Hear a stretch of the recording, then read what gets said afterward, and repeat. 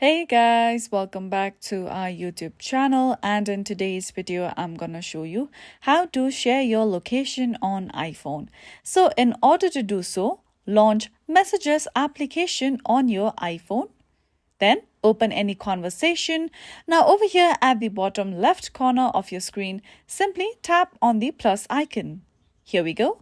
Now tap on the option of location over here.